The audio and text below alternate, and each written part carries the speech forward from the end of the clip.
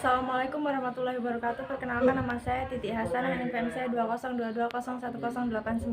Di sini saya berperan sebagai pasien. Perkenalkan, nama saya Khalifah Salsanabila, NPM 2022201057. Di sini saya berperan sebagai dokter.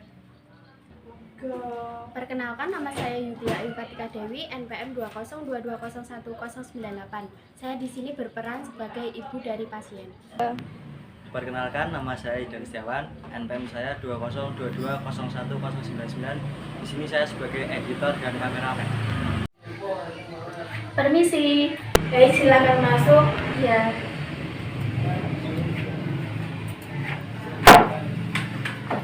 Selamat pagi Mbak, saya dengan Dokter Salsa yang berjaga pada pagi hari ini. Apakah ada yang bisa saya bantu? Ini dok, anak saya sudah 3 minggu ini mengalami memurung di kamarnya.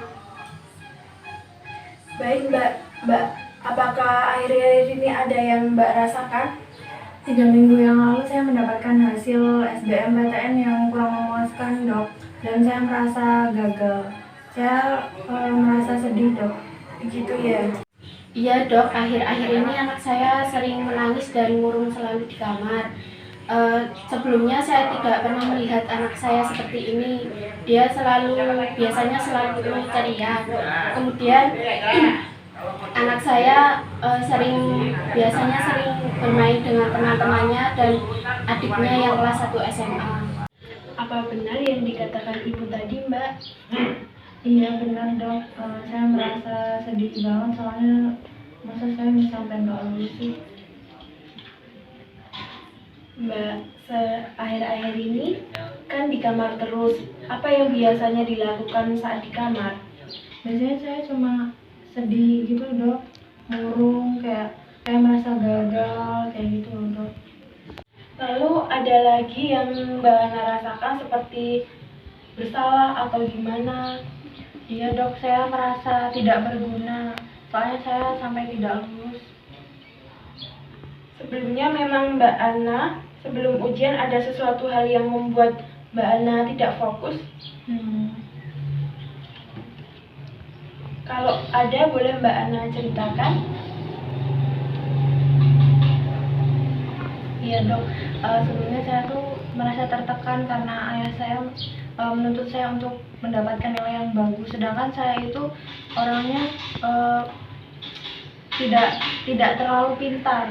Nah, jadi saya merasa harus seperti ini, sedangkan saya tidak mampu seperti itu dok. Jadi saya penuh dengan tekanan, saya merasa penuh tertekan dan saya diancam oleh ayah saya sendiri. Jadi saya merasa takut dok. Begitu ya, jadi Mbak Ana merasa sangat terbebani dengan sikap ayah seperti itu ya, sehingga membuat Mbak Ana makin tidak fokus ujian. Ibu, saya boleh bertanya kepada Ibu, apa sebenarnya di rumah Ibu dan Bapak selalu mendukung Mbak Ana? Iya dok, saya selalu mendukung anak saya. Kemudian ayahnya pun juga sebenarnya mendukung, tetapi karena kebutuhannya, yaitu beliau hanya bekerja sebagai tukang ojek dan kebutuhannya pas-pasan. Mohon maaf ya Mbak, saya bertanya seperti ini. Ibu, apakah sebelumnya anaknya terlihat lebih kurus atau gimana? Iya dok, dia terlihat lemas.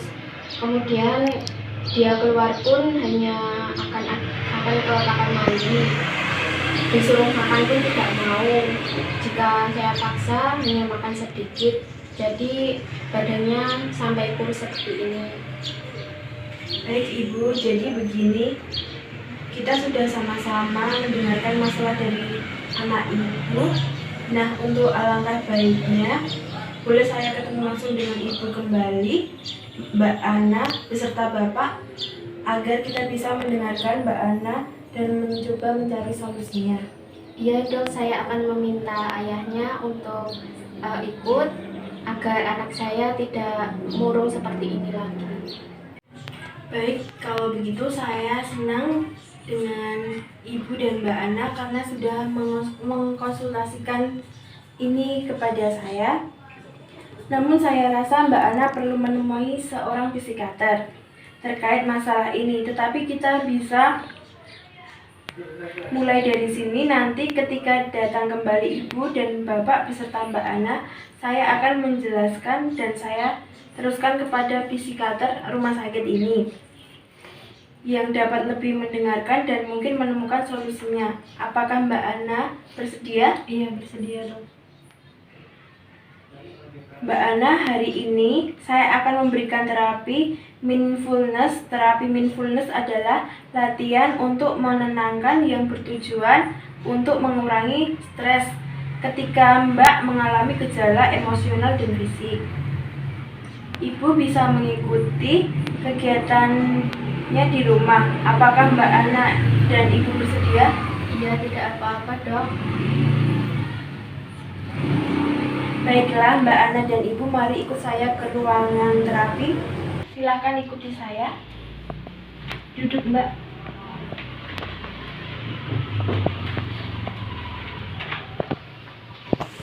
Kita mulai ya, Mbak, terapinya. Yang pertama yaitu terapi tarik nafas. Baik, kita akan memulai gerakan tarik nafas. Kita itu untuk melatih pernafasan. Tarik nafas lewat hidung, hembuskan lewat mulut. Ulangi sekali lagi, Mbak. Baik. Terapi ini bisa untuk meredakan emosi dan menstabilkan emosi ya, Mbak. Baik, terapinya sudah selesai. Terapi yang saya berikan tadi bisa dilakukan di rumah yang bertujuan untuk mengurangi emosional dan stres, rasa takut atau yang mengganggu pikiran Mbak saat ini. Jika tidak ada perubahan, Ibu dan Mbak bisa datang kembali ke rumah sakit ini. Dan jangan lupa untuk mengajak Bapak ya, Bu. Ibu jangan lupa untuk mengajarkan terapi ini di rumah. Mbak Ana jangan lupa melakukan terapi di rumah ya. Iya, Dok. Baik, Dok.